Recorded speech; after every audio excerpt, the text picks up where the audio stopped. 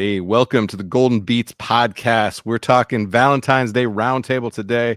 We're going to be talking about some of the things we love, some of the things that have brought us some heartbreak, because you can't have love without some struggle and sorrow sometimes. We're going to get into that with Future Twist, Shadow Star, and Mofax. How's everyone feeling? What's Doing good? Hello. Yes, let's get into it. All right. I want to know first where in the world everyone's at, and I want you to show some love to your scene. What is it about your music scene? What's your favorite thing going on? Future Twist, let's start with you. What's good? Right now I'm in Boise, Idaho, Pacific Northwest. It's really good scenes, very pretty scene out here. I grew up here, and the scene was very political and not a fun place to be.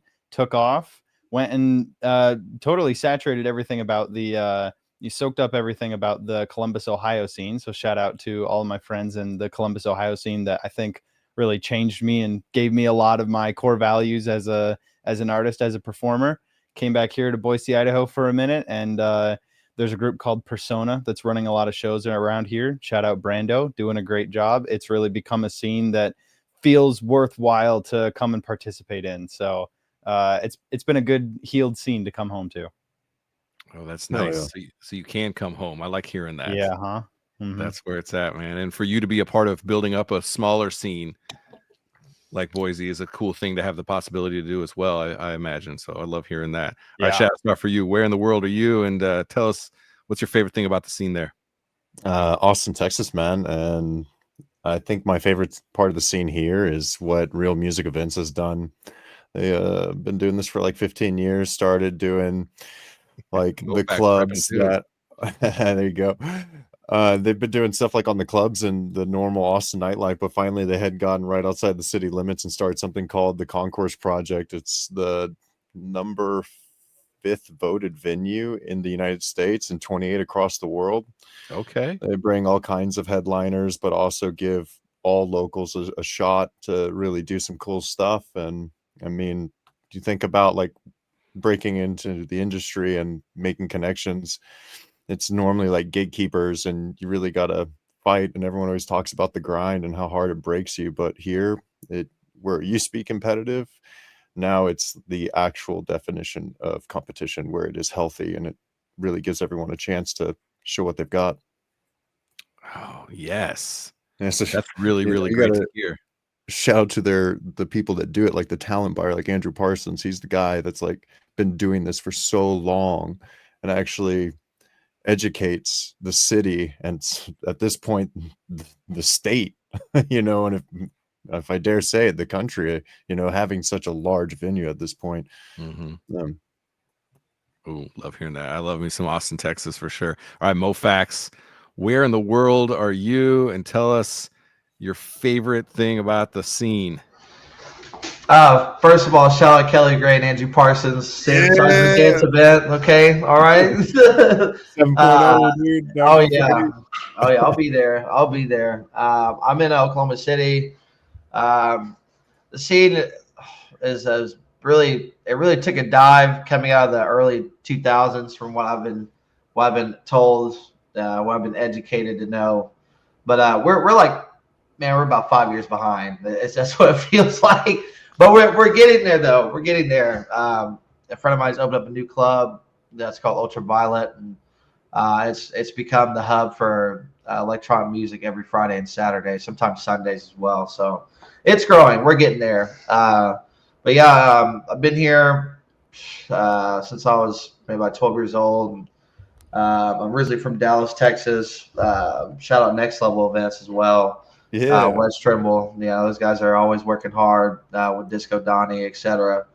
on getting things done. Shout out Breakaway Festival as well. They're coming to Dallas. So, but anyway, yeah. So we're just getting up to speed. I have not pulled out by moving. Seems like everyone that's successful, that's from Oklahoma, became that way because they left Oklahoma. But I'm hanging in there.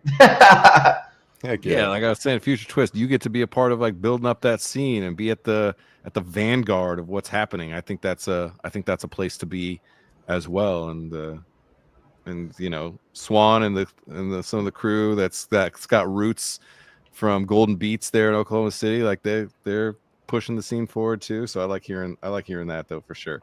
All right, we're gonna talk things that we love, man. We're talking Valentine's Day, but again, you can't have that love without some struggle and sorrow sometimes. So I want to hear about a song maybe of yours or a set that you play that just broke your heart, that you thought was it, that was a banger, that was gonna change the game for you, and it just fizzled. It just didn't make it. All right. So something that that broke our hearts because it just makes that love a little bit sweeter. Future Twist.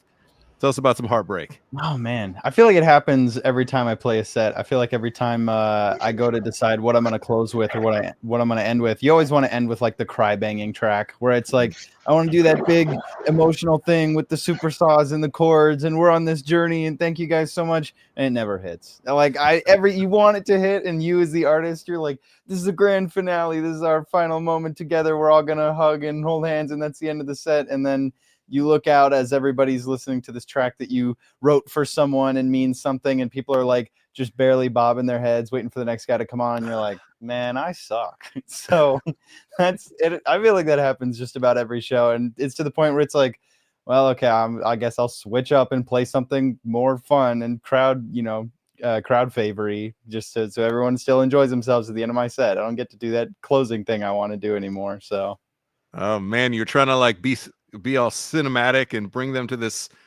crescendo moment, right? And then you look out there, and you're like, womp womp, and they're like, mm-hmm. You're like, oh, all right, my bad. Guess we weren't exactly on the same right, journey. huh? All right, Shadow Star, for you, a little bit of heartbreak. What do you got for us?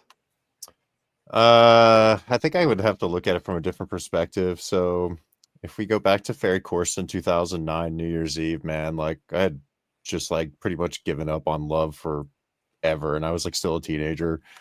I thought I understood what it was, and I met this girl who just like completely blew my mind. Essentially just wanted to be a friend at this point, but then just realized I was falling in love so fast. And so Ferry Corson has been like killing it for about 50 minutes, like coming up to like the final minutes of the year. And there was a song I had been sharing with this girl, and it's called Beautiful by Ferry Corson. If you're a trans head, you know this track, you know the lyrics. It's like top notch, almost like no other song can top it, especially from that era. Anywho, right at midnight, this track gets played, and I'm like texting this girl, like, oh, where are you? And she's like, oh, I'm over here. And we're at this big venue at the Travis County Expo Center. So if you've been to Austin, you know, it's like this huge venue. And so we think we're on the opposite side, but I end up like, as I'm trying to like text a message, I look up and there she is like running right at me. And here we are like starting our 16th year together. So, you know, that like rave love is quite real at times. And Hey. I would say like, if you have heartbreak, there's always going to be something that like can come through. And 9 out of 10 times, if you're lucky, there'll be a soundtrack. And that soundtrack will be some artist who has put everything authentically into their music, such as Ferry Corson, and you'll just see the magic happen from there, man. That was a great perspective. Love hearing that. You had that story queued up, ready to go. That was nice. It's love. It's the love of my life. So I love hearing that. All right, Mofax, for you. Again, a little bit of heartbreak. What's a song or a set or a moment where you just thought you had it and it just slipped through your fingers? Yeah, I tell you what. I started me and another artist. He's actually my label boss, Matt Sassari. We started a song, or I started a song, and I sent to him, and he said, "Let's collab on it. Get the project file back." I'm on my way to the studio to work on said project, and my ex, like recent at the time ex, I see her on the other side, of the intersection. But she saw me now, it doesn't matter at this point. But the original track was about just letting go. I got Bishop TD Jakes on the song, so it's about letting go. And I was like, man, I can't wait to finish this song, And I get to the studio, and the project was named the same, and but the mood was completely reversed. It had Boys to Men and Timbaland on it about about how I can't let it go. Oh, damn.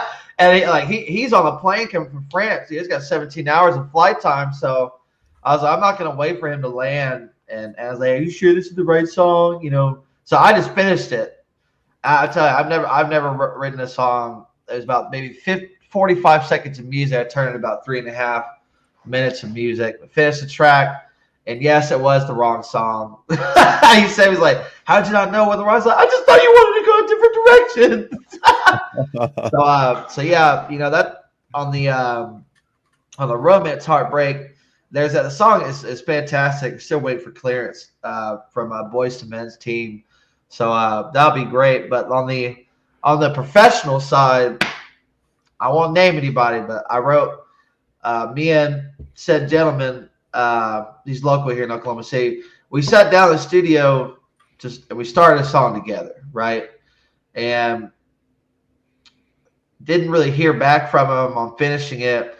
And then I found out through someone else that he had just taken the vocal idea that I put in the song out, and now he's doing that same song with somebody else. But, you know, that hurt, man. I Cheating told on him, yeah, man, you know, that hurt. That hurt a lot. So, yeah, I'll leave it at You that. see somebody else wearing your old hoodie around town. Yeah, man. Oh, hell no. Disrespect. I feel that. Well, and with your song, it's in all things love, communication is key, man. And Yeah. sounds like we got our wires crossed there. I've felt that many times before, for sure. All right, I love hearing that, man. I appreciate you guys sharing, getting a little open, getting a little vulnerable on our heartbreak when it comes to that music, man. It's an emotional roller coaster, to say the least. So appreciate that for sure. All right, let's flip it. What is maybe that moment for you where you fell in love with the music, where you said, this is me, this is who I am, this is what I'm about to go and do, come hell or high water? Like that was that moment for you. What's that future twist when you just fell in love with the music? Oh man, fell in love with the music. I don't know. It's kind of always just been a default thing in the background where even, you know, no matter what happens in life, after a while, you're like, well, how do these events play into the context of me pursuing this music thing I want to do? I'd say a moment where I really decided that electronic music specifically was a thing that I was like, this is my thing that I'm passionate about and I really love, is the Getter Radical Dude EP. When that one originally came out on Ausla, I remember before it came out, there was a teaser out for it.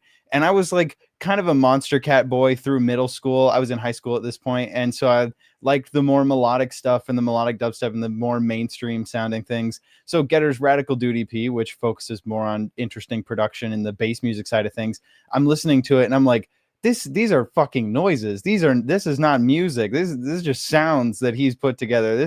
I don't like this. But there was like one or two tracks on it that I liked, and I was like, all right, I'll wait for it to come out and I'll listen to it.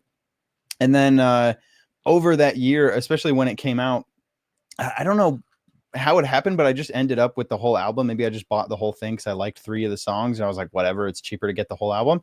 And so I put it all on my phone. And as I was listening to it, I was just like, this is actually kind of good. I do kind of fuck with this. Actually, I do like these things. And so over time, then listening to it, especially now listening back, I'm like, that's one of my favorite EPs of all time. This is fantastic. Like the intricacies in the music and being able to reflect on that and being like, I remember at first hearing this saying, I really don't like this, but in listening to it, and, you know, maybe it's an acquired taste, whatever it is, being like, I actually really like this, and this has changed my perspective on how I feel about electronic music as a whole. More importantly, that experience shaped for me that electronic music is inherently the most creative genre of music, and that is what fuels me and my passion when it comes to electronic music, is that we as producers can do what you can't do in other genres, or else it's too avant-garde or too weird or too whatever, but we can do the weird things and experiment and push boundaries, and that's part of our genre inherently. And so that's huge for me, and that makes me, I'll never really navigate to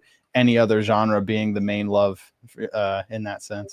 Hell yeah, Got dude. you, man. It captured something special. I like how it went from nah, I'm not with this to this is who I am. Absolutely. Right? Yeah. 100%. Flipped all the way 180. All right, Shadow Star, for you, what do you think? That moment, that moment that you fell in love with the music I mean, dude, you fall in love continually with these again and kind of again, right? moments. But I do remember a very particular moment where I was listening to Rusko, like on his first American invasion, as it were. Like nobody really knew who this dude was, and he was playing in a relatively small room at a giant venue. And I just remember like closing my eyes, hearing like these deep wubs, which honestly, after a while, man, dubstep just kind of went out the window for me. It was like, more like into the more progressive trancey stuff. But in that moment, I could close my eyes. I just remember like the inner voice, as it were, going, man, like you don't have to think about anything else. Like this moment is for you. Like this, everything is happening right now for you. And when you're at a rave or you're at a festival at the time when there wasn't like massive festivals in your area, you start to feel this different type of connection. Like everyone's there to have a good time. And this is like before the whole influencers take over and everyone's like Instagramming. This is like nobody wanted to be on their phone because the moment that they were having was so amazing that was more important. So to like close your eyes for a second, as I did, and just like hear this raging music coming through like high voltage, deep subsonic feelings that your thoughts get washed away. I just remember being in that and then opening my eyes and seeing everyone else in that exact moment where you could just lock eyes with someone and be like, dude, I am so here with you. That I think is what the unity aspect is of the old school Plur, I think that you're was like a I trans didn't do poet this. over here, Shadow Star. That was nice. I'll take it. Trans poet. Hey. Trans poet. That was nice. Cheers, man. You can take that one, man. That's your new moniker. I like it. I'll hashtag back it for you. What was that moment that he said, I'm here for it. I'm here for the music. Well, it started with like a lot of drugs, Hey. I'm just joking. I'm just kidding. I'm kidding. So True though. No, I actually, I've always been in love with the music. When I say always, maybe about when I was 9 years old. It's like the old Scholastic Book Fair, and I bought like this little kit where you put together your own radio. And I never had a radio in my room, so what I would do was I would wait. I think it would be about midnight, sometimes 1 a.m.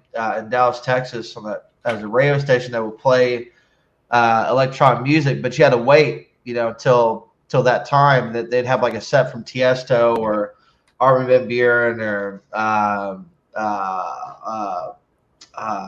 what's it? Arben Helden as well. Yeah. Anyway, yeah. So that's how I initially fell in love with music, and I've always been attracted to it, but I was too young to really comprehend how to put myself in that environment. And I was also too young to go in the first place. So it wasn't until I first started learning how to DJ. My boss, who I had only known for a week, I was working in a shop. I heard him playing some Deadmau5 and ended up at his house drinking beer with him the same weekend. He taught me how to DJ. And away I went, and I went to EDC by myself, EDC Vegas in 2018, solely by myself. None of my friends really wanted to go, so I really kind of went as like a career fair type of a type of application in a way to kind of find what music I like. We can all agree there's a lot of artists that perform at EDC Vegas, so I had a lot of variety to choose from, and I just really found my love in house and techno. I do headbang from time to time, but yeah. Hey, you got to. Yeah. You got to mix it up, Right.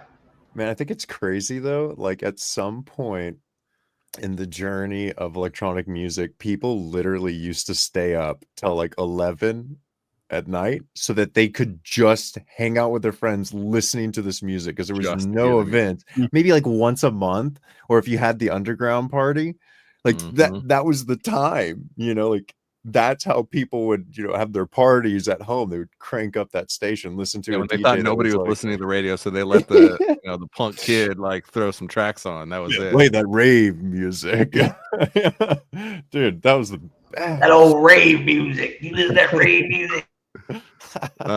All these kids hopped up on their drugs. They're gonna be up at midnight listening to house music. Why not? I mean, we were the majority of sales at gas stations at 3 a.m. I mean, cigarettes, ices, candy. That's probably the first place a lot of people heard that. They go in there, and then there's some trans kid behind the counter there, some fat pants. And they have the radio on. You're like, what are you listening to? And then you jump in your car, you start listening, you get all the way home, you're still listening, you call your friends, you're like on the phone together, a phone like this, not a phone like this, a phone like this, because I'm old, right?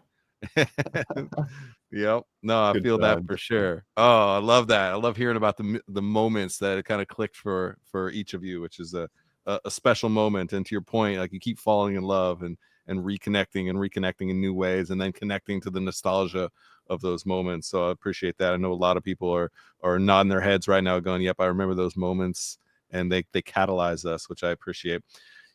You, all three of you, have been awesome at the shout outs, so I appreciate that. I always like hearing specifically of the venues, about the promoters, about other artists, about the artists that influenced you. Let's talk about some of the artists on the come up right now. I want to get from each of you somebody that we need to be paying attention to, somebody that's not there yet, but all they need is that shot. All they need is that opportunity to be able to kind of shine. So I want three of you to throw some shine on an artist or two. So Future Twist, who's somebody we need to be paying attention to? BBX, hands down. There's really as soon as you started talking about who's someone who needs to shout out, it's BBX. He's my friend Jordan. He was one of the first friends that I made when I moved to Columbus. And we originally just met because we were mutuals with the person who was managing me at the time. And it was like, yeah, I'll do this for you and we'll do this for you. And he ended up becoming such a close friend that he was like someone who I gave a key to my apartment to. And he would like just come over and we would hang out that close. He was like one of the few people who knew everything that was going on. He's also one of the people that I connected with on this level, that he is 100% about everything that he does. He's got old school CDJs in his room. He's got a reason why it's the 1000s and it's not the upgraded version. His whole space, his studio space, he's on the come up right now. He played the Crater stage at Lost Lands. He's got a bunch of collabs. He just did an official after party for Sullivan King. So he is really on the come up, and it's super deserved because when I originally met him in Columbus, when I had like first moved there, which would have been 2022, I guess. He was very much like, I'm doing it and I'm working on it, and these are the shows that I can get, and these are the places that I can go. And so he's someone who in one breath is like, I'm about it, and I've always been about it 100%. And on the other breath is like, I've been here for you every step of the way and understand all the traumas that you've gone through. And here's how we've worked through them. And I've come and pick you up for lunch and checked in on you, sort of a thing. So he's like, when you talk about like a good friend to have and someone who's going to be successful, he's on his way. I almost don't even need to shout him out because you're going to hear about him in the next 5 years. You're not going to not know his name. He's on the come up, and he fucking deserves everything he's working for. That is great to hear. Especially the camaraderie. I appreciate that. As we all know, like Golden Beats is founded on supporting the well-being, mental health, all the things that we don't talk about enough in the community. And it's just about the hustle and the grind. So to be able to have somebody who can have your back in a real authentic way, and those love and hate moments, right? Those heartbreak moments, those tough moments, and especially to your point when they make it and you're like, it was already written. It was obvious. Right. Yeah. It had already happened. Just people hadn't caught up yet. Mm-hmm. So I appreciate hearing that for sure. Shadow Star, for you, who's somebody we got to be paying attention to? Man, that's like really hard to pick out of this Austin scene. I hate to be that guy that waffles, but there's just so many good artists. Like picking right your now. favorite kid without mixing up their names. Yeah. No, honestly, there is this cat here in Austin that's doing pretty good. That for a long time I've seen him like really hold it down. His name's Jay Rizon. And this dude, he's he knows his craft. This guy literally knows how to play any type of set, and he does it flawlessly. He just opened or did direct support for Joyhauser, and he's done some like really top tier trance direct support shows where he can just warm the crowd. He knows how to read it, and he's been doing it for so long. And like his loyalty is very true. This guy's been playing for real music events for, I don't know, it feels like a decade. I've been watching this dude play for a long time now. But each time I see him, he's making one step in the right direction, whether it's, you know, shaping up in his production skills or working towards that album release, but just staying true to the music, man. Like he could play any genre and he will find a way to tell a captivating story, something that you can listen to from 10 years ago and it still be relevant today. There's so many artists that will make it to mid-tier where they're being paid like, you know, $2,500 a show, but they never get past that point and they fizzle out real slow. And it's just like this burn that grinds them to dust. There's a few other artists though that are timeless, and whether they're producers or just DJs, they know how to put something together. You know, I mean, and really when you think about it, at the end of the day, man, Z-Trip, I mean, he just doesn't get the love and shine that some of these other, you know, bigger main stage DJs get. But Z-Trip is a boss, dude. That guy's amazing. That would be the people I would shine light on. Oh, that's great. And well, we're gonna make sure we get Swan to tag everybody, because we want to show that love. We want to keep building that community, which I think is important. Mofax, for you, who's somebody on the come up? Who's somebody that we need to show some love to? Okay, so I think in the bass scene as a whole, I mean YDG and Sloth Music, those two guys, and Avello, those three right there are really are. It seems like every day I see their content. They're leveling up one way or another. Yeah, whether it's announcing a big show or a big artist like Incision is playing their music, etc. I mean, shout out to all three of those guys. They're working really hard. I think locally here, just like local DJ wise, Abby, aka Abo, she's gone through a lot, you know, to get where she is now. And I just told her this past week, I said, I swear you can be booked in this city Monday, Tuesday, Wednesday, Thursday, Friday, Saturday, Sunday, and people will still show up every single day. And you know, so she's really working hard. She's going through a lot. I've been letting her learn some things on her own, because you know I hate it when I see people that got some experience in the belt and then immediately just try to encapsulate someone new. Like, you know, I'm gonna teach you everything. It's like, no, let them learn some things on their own, man. Mm-hmm. You know, let them learn some things on their own. You know, because if you saving them from everything is not going to teach them anything. So yeah, and then wise words. Yeah. And on the dance side, like, you know, Elson Techno, man, Sam Wolf. Sorry. Yeah. Sam Wolf. Man, it's crazy how me and him, how we met. I booked him here. I'm also working on booking him here again.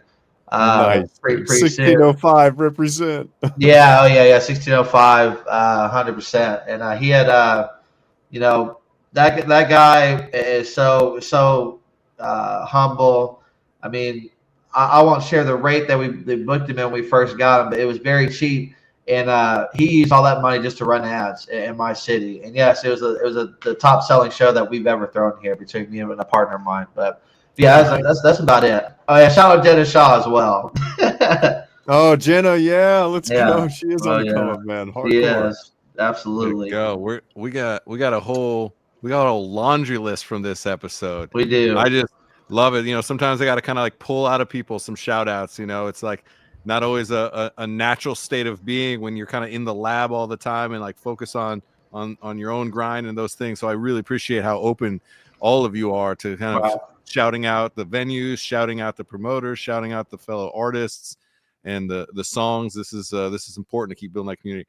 All right, we're gonna wrap this, but I want to get practical for just a moment and show a little love to teach some people out there. I know there's a lot of artists that look up to the three of you and are wanting to see where you're at. So we're gonna give them just a little practical insight. What is a piece of I don't know, technology or equipment that you're just really loving on right now that more people need to have in their arsenal? Just a quick hit. What do you got for us, Future Twist? Piece of equipment. I'd say I'm kind of falling in love with the workflow of having a Stream Deck on my deck. It's like a Stream Deck. It's originally meant for streaming, and so it's just got a bunch of macros and stuff. But one of the things that you can do with it that I've found really speeds up my workflow is you can just free program whatever you want the buttons to do.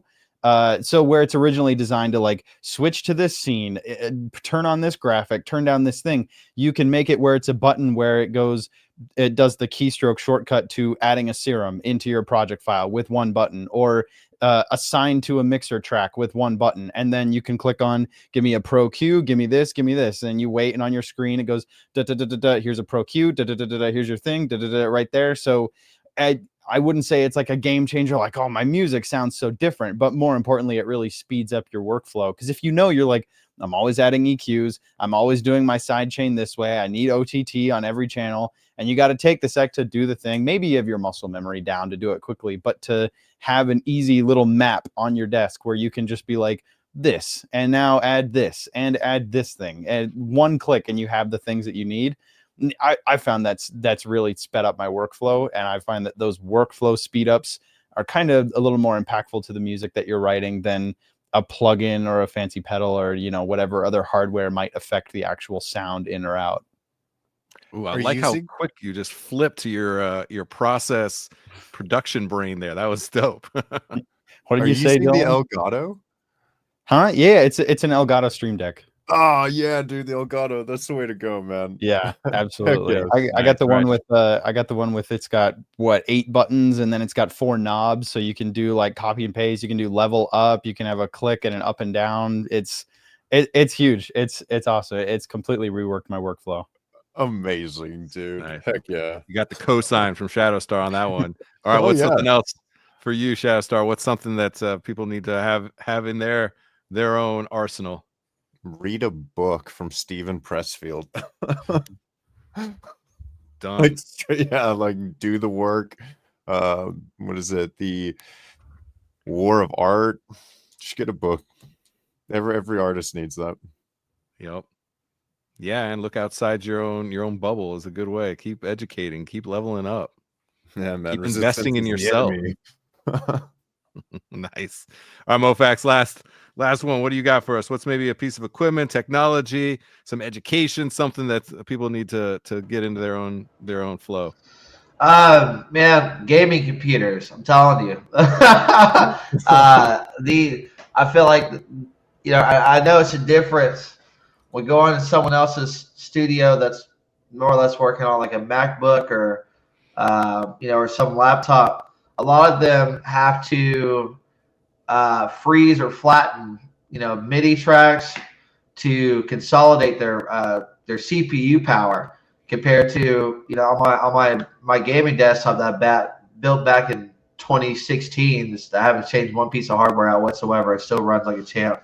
Almost 10 years later, I can have whatever crazy processing going on as is from one track to the next. I don't have to freeze or flatten or anything like that. Every single track, and constantly hitting Control S. Every time I click something, just in case it crashes.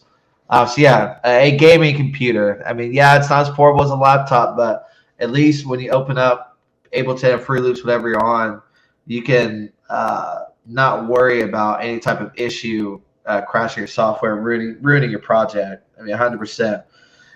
Buy a gaming machine. Build one. You heard it. You heard it here. All right, those are some ways to level up, and this was great episode, you guys. A lot of love in this episode. I was feeling it.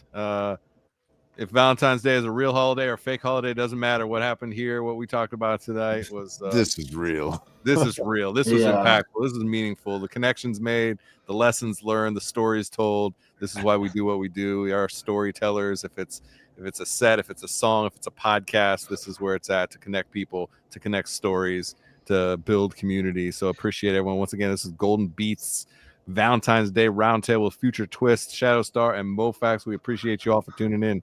Cheers. Cheers.